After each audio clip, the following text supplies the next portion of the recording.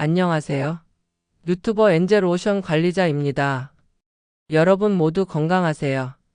명상이나 쿤달리니 요가를 들어보셨나요? 나는 네이버 블로그에서 우하등성 쿤달리니 각성대하여 10년 전부터 기록을 해드린 청명입니다. 나는 뇌성마비 장애가 있습니다.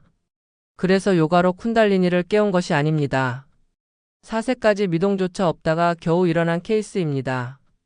어릴 때부터 머리가 좋다는 말은 듣고 살았지만 뇌성마비 특성으로 일어나는 근육의 부자연스러운 움직임과 떨림, 그리고 언어 표현이 불편해서 받는 불이익이 상당히 많았고요. 현재도 그 불편한 만큼은 어쩔 수 없군요. 그러나 내가 왜 이렇게 불편하게 살아야 하는지? 왜 장애인이 되었고 왜? 우리 집은 항상 가난한지? 업보가 있다고 하는데 그 업보가 무엇인지? 궁금해서 혼자서 불교에 매달렸습니다. 집에서 불경을 읽으면서 너무 쉽게 이해가 되는 것에 비해서 글씨를 외우는 것은 할 수가 없어서 포기할 것은 하고 그냥 시간이 나면 열심히 읽었습니다. 발음이 안 좋으니까 주로 속으로 정독을 했습니다.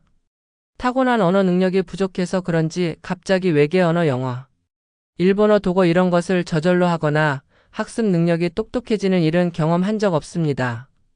그러나 새로운 목표가 생겨서 반야심경에 담긴 진리를 터득하기 위하여 법화경 법사 과정은 마쳤지만 사람들과 어울리는 것보다 혼자 공부를 하면서 어릴 때부터 거의 독학으로 해온 사주명리와 주여, 의학적인 요소를 깨우치다가 어느 날부터 정상적으로 멋있게 하는 것은 아니지만 나도 모르게 기공 태극권을 하면서 기류 공기 흐름을 읽어보게 되었습니다.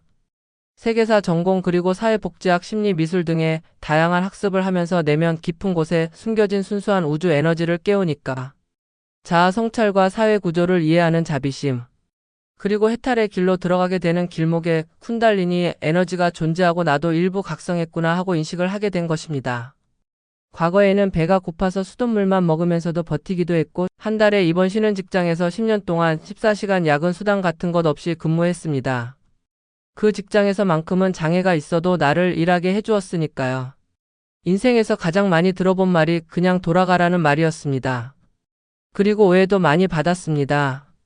30대부터 사주명리 자격증이 있었고 사람들 파악은 잘 되는 편이었지만 내가 너무 힘드니까 내가 나를 속이더군요.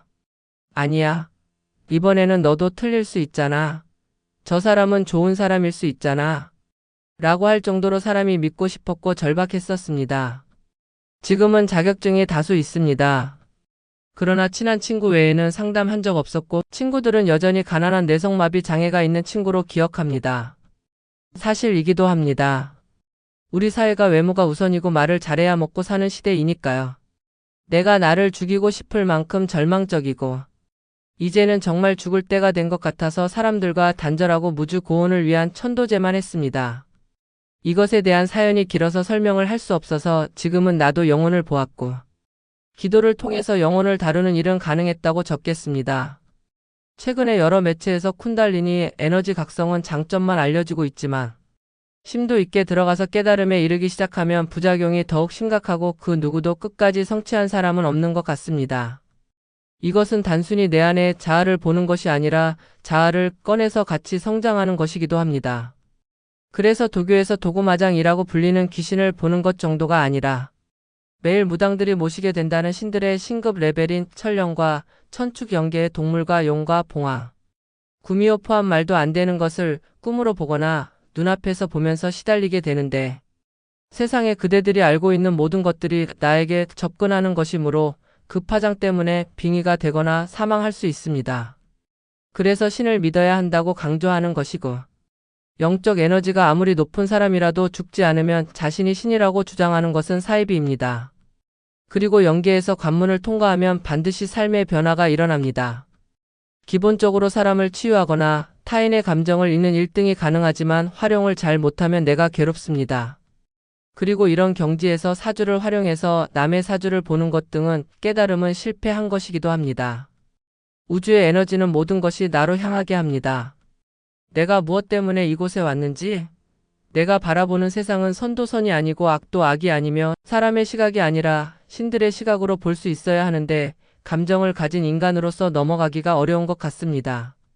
3세 아이가 깨끗함과 더러움을 구별하지 않는 것처럼 그런 마음으로 세상을 바라볼 수 있는 경지에서 바라보게 되면 그곳에서 더 큰 깨달음의 세상으로 갈 수 있을 것입니다. 천진무구한 에너지를 가지고 자비심을 키워야 하므로 그 누구도 자신이 신이 되었다고 하거나 내가 최고라고 하면 이미 그 사람은 다만 수행을 통해서 높은 에너지를 가지고 잘 못된 길로 가는 것입니다.